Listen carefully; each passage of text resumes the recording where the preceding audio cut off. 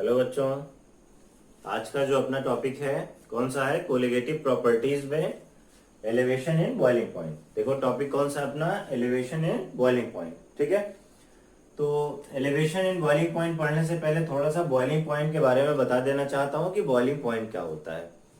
Boiling point किसी भी liquid का बॉइलिंग पॉइंट एक ऐसा टेम्परेचर होता है जिसपे लिक्विड का वेपर प्रेशर एटमॉस्फेरिक प्रेशर के बराबर हो जाता है। क्या है? किसी लिक्विड का बॉइलिंग पॉइंट वो टेम्परेचर होता है जिसपे किसी लिक्विड का वेपर प्रेशर एटमॉस्फेरिक प्रेशर के बराबर हो जाता है। और एटमॉस्फेरिक प्रेशर कितना होता है? 1 एटमॉस्फेयर और 1.013 बार। याद रहेगा? तो अब ये बात हो गई बॉइलिंग पॉइंट की। कहो तो डेफिनेशन लिख दो। क्या है? Boiling point is a temperature. Boiling point is a temperature is the temperature at which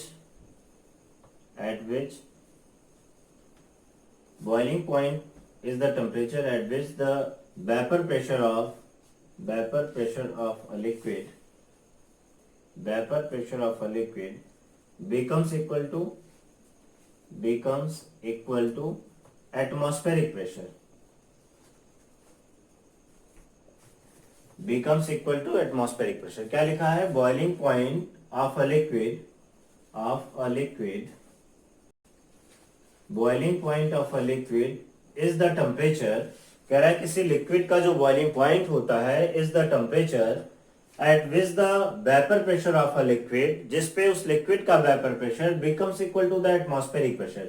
ध्यान में दो बातें रखना कि जब लिक्विड का वेपर प्रेशर एटमॉस्फेरिक प्रेशर के बराबर हो जाए गर्म करते करते, तो जिस टेम्परेचर पे ये बराबर हो जाएगा वही टेम्परेचर बॉइलिंग पॉइंट होगा।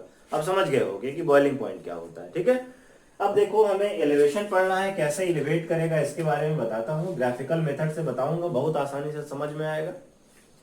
देखो एक ग्राफ बना रहा हूं।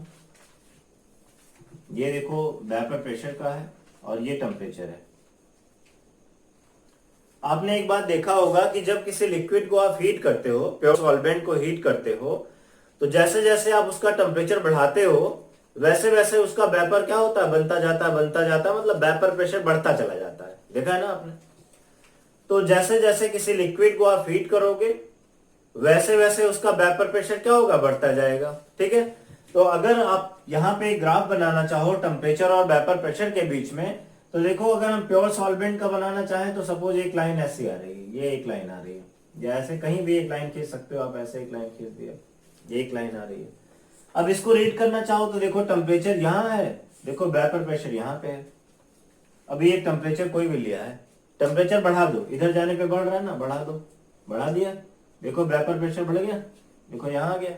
टेम्परेचर यहाँ बढ़ाओ, वेपर प्रेशर देखो यहाँ आ जाएगा। टेम्परेचर यहाँ ले जाओ, वेपर प्रेशर यहाँ आ जाएगा। समझ गए?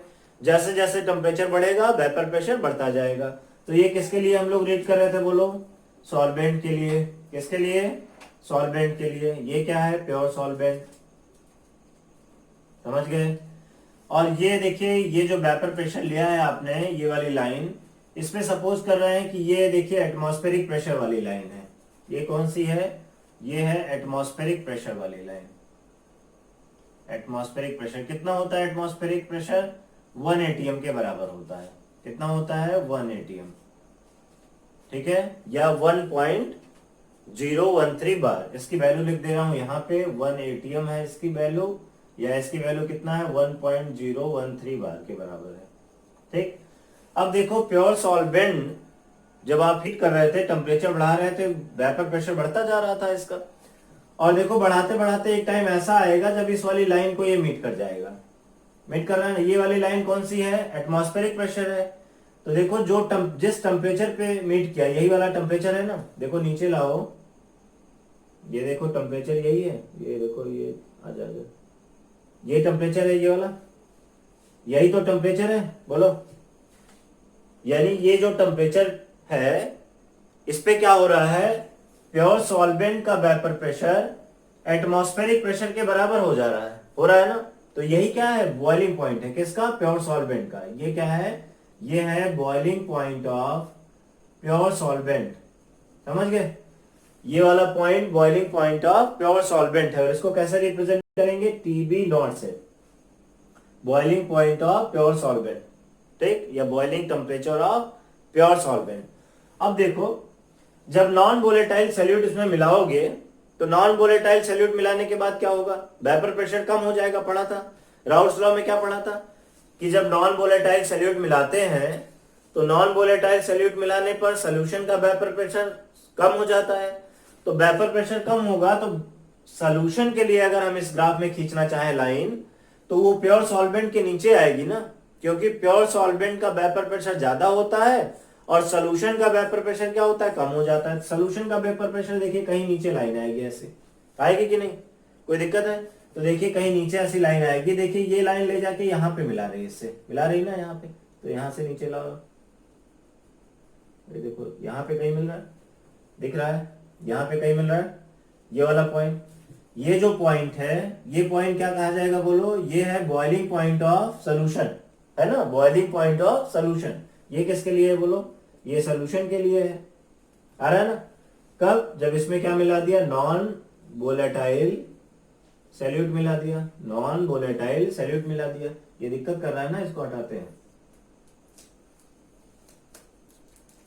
आओ भाई बाहर आओ, बाहर आओ, भी दिक्कत हो रहा है हम लोगों को। अब देखो यहाँ पे ये वाली लाइन ऐसे जा रही थी, ये देखो ये मिला दिया, ये वाली लाइन यहाँ जाके मिली, ये नीचे लाओ ऐसे, ये वाली लाइन क्या है? ये है बॉइलिंग पॉइंट ऑफ सोल्यूशन, है ना? कोई दिक्कत है? क्या हुआ? सोल्यूशन का जो वेपर प्रेशर था वो बढ़ते बढ़ते देखिए इस टेम्परेचर पे जाके एटमॉस्फेरिक प्रेशर के बराबर हो गया, और जिसपे किसी लिक्विड का वेपर प्रेशर एटमॉस्फेरिक प्रेशर के बराबर होता है वही बॉइलिंग पॉइंट होता है। तो ये सोल्यूशन का बॉइलिंग पॉइंट है और ये प्योर सॉल्वेंट का बॉइलिंग पॉइंट है। अब एक बात आप देख रहे होगे यहाँ के कि इस टेम्परेचर वाली लाइन को देखो, यहाँ पे देखो प्योर सॉल्वेंट का वेपर प्रेशर बॉइलिंग पॉइंट यहाँ है और देखो सोल्यूशन का बॉइलिंग पॉइंट यहाँ है, ये इस पे आ गया, देखो आगे जा रहा है ना, बढ़ रहा है ना। और इसी बढ़ने को क्या कहते हैं? एलिवेट हो जाना, बढ़ जाना, एलिवेशन। क्या है? Elevation in boiling point. ये टीबी नॉट क्या है? ये है boiling point of pure solvent, और टीबी क्या है? Boiling point of solution. ठीक है, कोई दिक्कत है? तो अब निकालना है कि कितना एलिवेट कर गया, कितना बढ़ गया, तो कितना बढ़ा, यही तो डिफरेंस आया। ये क्या है? Delta TB. आ रहा है समझ में ना? ये वाला डिफरेंस क्या है? Delta TB. Delta TB means क्या? Change in boiling point. और चेंज कैसा हुआ? बढ़ा, that is called elevation in boiling point. और ये कितने के बराबर आएगा? टीबी माइनस टीबी नॉट के, आएगा कि नहीं? क्योंकि देखो टीबी बड़ा है, टीबी देखो इधर आ रहा है, आगे आ रहा है, और टीबी नॉट उसके पीछे है, तो टीबी माइनस टीबी नॉट के बराबर आएगा। अब समझ गए होंगे। And delta TB is called, delta TB is called elevation in boiling point. आ गया ना? Elevation in boiling point. समझ गए होगे? आ रहा है समझ में? ये समझ गए? ग्राफ बनाना आ गया, ग्राफिकल मेथड से सारी बात समझ आई, बॉइलिंग पॉइंट समझ गए, तो इसे बोलते हैं एलिवेशन इन बॉइलिंग पॉइंट। कोई दिक्कत है? अब ये जो एलिवेशन इन बॉइलिंग पॉइंट होता है, ये सोल्यूशन के मोलेलिटी के बराबर होता है। मोलेलिटी तो समझते हो ना? ये एक्सपेरिमेंट से पता चलता है, एक्सपेरिमेंट करके ये इसके डिपेंडेंसी को देखा जाता है। तो ये देखा गया एक्सपेरिमेंट से, आप लिखोगे from experiments delta TV is directly proportional to क्या? मोलेलिटी। मोलेलिटी समझते हो ना? Number of moles of solute dissolve in 1 kg of solvent. Molality का फार्मूला पढ़ा था, N upon capital W in kg, पढ़ा था ना? अगर देखो हम एक कंटेनर लें, इसमें सॉल्वेंट था, इसमें क्या था? पहले सॉल्वेंट था, फिर इसमें क्या मिलाया? सॉल्यूट मिला दिया। सॉल्वेंट को 1 से और सॉल्यूट को 2 से रिप्रेजेंट किया। ठीक, तो अब निकालना चाहे मोलेलिटी इज इक्वल टू क्या हो जाएगा? तो N2 बोलोगे ना, N2 अपॉन W। W क्या है? kg में मास ऑफ सॉल्वेंट है। N2 की वैल्यू रखो, N2 क्या होता है? N is equal to W upon M, mass upon molar mass. तो मास रख दो, W2 upon molar mass of solute M2 is equal to capital W in kg। यही पढ़ा था, मोलेलिटी का फार्मूला आ गया। कोई दिक्कत है? इस फार्मूले में रख सकते हो लाके। अब देखो फार्मूला आया है, delta TV is directly proportional to molality. इसको हटाओगे तो क्या आएगा? प्रोपोर्शनलिटी कांस्टेंट आ जाएगा। क्या होगा? Delta TV is directly is equal to KB into molality. आ गया? इसकी वैल्यू रख दो, तो क्या हो जाएगा, delta TB is equal to K B into W2 upon M2 into capital W in kg। Formula आ गया, समझ गए बात। लेकिन न्यूमेरिकल में एक दिक्कत आएगी। न्यूमेरिकल्स में क्या करेगा, एक पॉइंट यहां लिख रहा हूं, लिखेगा if W gram of non volatile solute, क्या लिख देगा, non volatile solute is added in volatile solvent in capital W gram of volatile solvent, volatile solvent. क्या बोल रहा है, कैपिटल W ग्राम में मिला दिया। हमने क्या पढ़ा है कि ये केजी में रहना चाहिए, और वो किस में मिला रहा है, ग्राम में मिला रहा है। तो क्या करना पड़ेगा, इस ग्राम को केजी में कन्वर्ट करना पड़ेगा। कैसे ग्राम केजी में कन्वर्ट होगा, हम क्या करेंगे, इसको 1000 से डिवाइड कर देंगे। तो रख दो यहाँ पे, क्या आ जाएगा, delta TB is equal to K B into W2 upon M2 into capital W। अभी ग्राम में होगा तो क्या करेंगे, 1000 से डिवाइड करेंगे तो 1000 कहाँ आ जाएगा, ऊपर आ जाएगा। ये देखिए बन गया फार्मूला। यही फार्मूला न्यूमेरिकल्स में लगेगा। अब कोई दिक्कत है, समझ गए, ठीक है। जितनी वैल्यू यहाँ पे आई हुई है सब टर्म को लिखते हैं कि हर टर्म क्या रिप्रेजेंट कर रहा है हमारे लिए, ठीक है। देखिए हर टर्म क्या रिप्रेजेंट कर रहा है यहाँ पे, देखिए डेल्टा टीबी क्या है, एलिवेशन इन बॉइलिंग पॉइंट, है ना।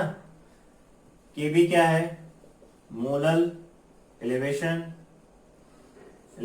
Constant, molar elevation constant. W2 क्या है बोलो, mass of non volatile salute, ठीक है। M2 क्या है, molar mass of non volatile salute. Capital W क्या है, मास ऑफ सॉल्वेंट इन ग्राम। यहाँ पे कैसा है, इस वाले फार्मूले में ग्राम में है, ऐसे के किस में रहता है, केजी में। आ गया ना। तो इसी फार्मूले को लगा के आप न्यूमेरिकल्स को लगाओगे, कोई दिक्कत है। अब देखिए एक न्यूमेरिकल लेते हैं इसी पे, जो 2017 बोर्ड में आया हुआ है, CBSE बोर्ड का एक न्यूमेरिकल लेता हूँ इसी पे। अब कोई दिक्कत तो नहीं है, आपको समझ में आ रही है पूरी बात बेटा।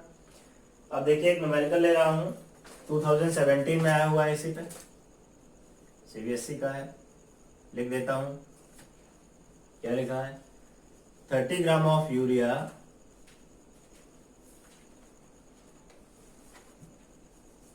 अब एक न्यूमेरिकल इस पे ले रहा हूं। ये है, पहले आपके NCERT का न्यूमेरिकल बताता हूं, फिर आप बोर्ड वाले न्यूमेरिकल पे जाइएगा, ठीक है।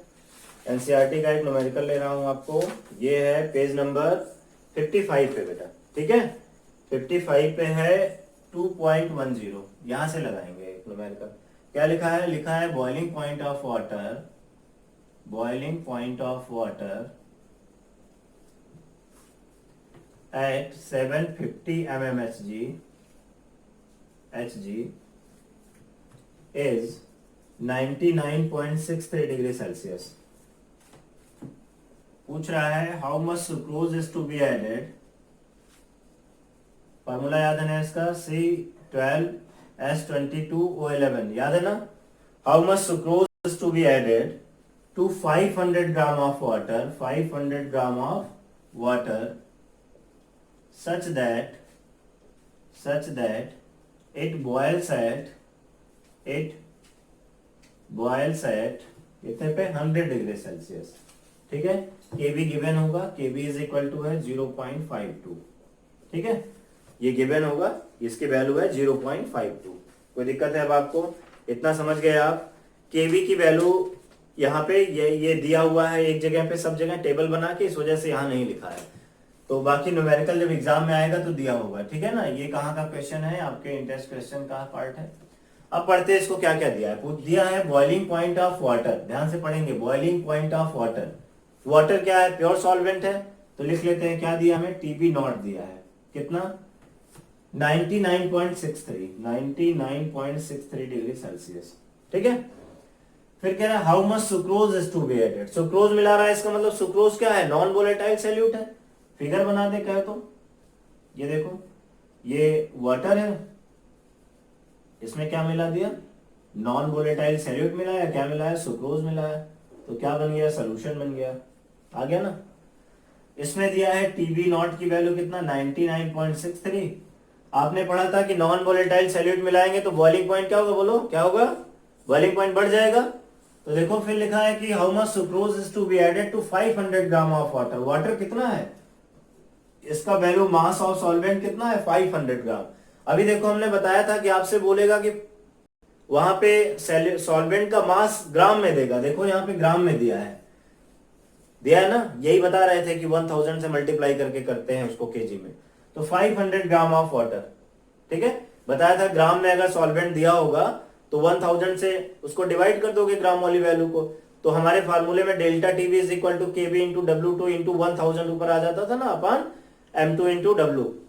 तो जो 1000 ऊपर आता था इसी वजह से आता था, ग्राम को केजी में करते थे। बहरहाल सोल्यूशन बन गया। कह रहा है कि water such that it boils at 100 degree Celsius, कह रहा है कि इतना मिलाएं कि 100 डिग्री सेल्सियस पे आ जाए। अब एक चीज आप देख रहे हो कि ये वैल्यू क्या है, टीबी है ना।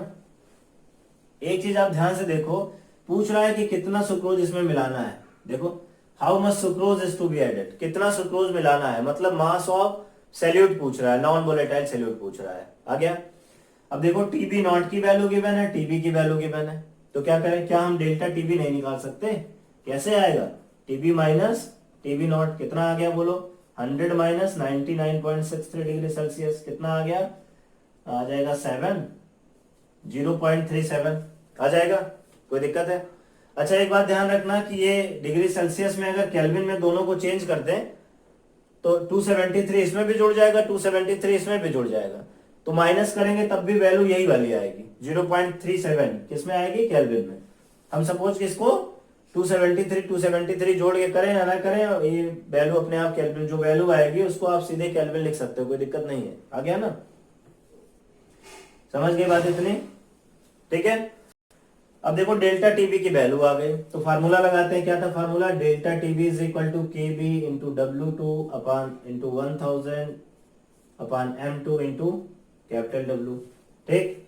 डेल्टा टीबी कितना आ गया 0.37 केल्विन, केबी कितना है बोलो 0.52 गिवन है ना, W2 हमसे पूछ रहा है ना, मास ऑफ सॉल्यूट पूछा है, ठीक है। अब सुक्रोज का मोलर मास निकालो कितना आएगा। सुक्रोज का फार्मूला बताया था ना आपको, C12H2211, तो इसमें रखो 12 इंटू 12 प्लस 22 प्लस 11 इंटू 16 कितना आ जाएगा 14422 176, ये आ जाएगा 342, कितना आ गया 342।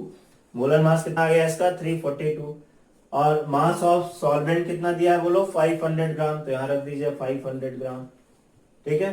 अब तो W2 आ जाएगा बोलो 0.37 इंटू 342 इंटू 500 डिवाइडेड बाई कितना, डिवाइडेड यहाँ पे 1000 भी है ना, डिवाइडेड बाई कितना हो जाएगा 0.52 इंटू 1000। अब देखो W2 की वैल्यू यहां से आ जाएगी, जो वैल्यू आएगी किसमें होगी, ग्राम में। समझ गए क्या करना है।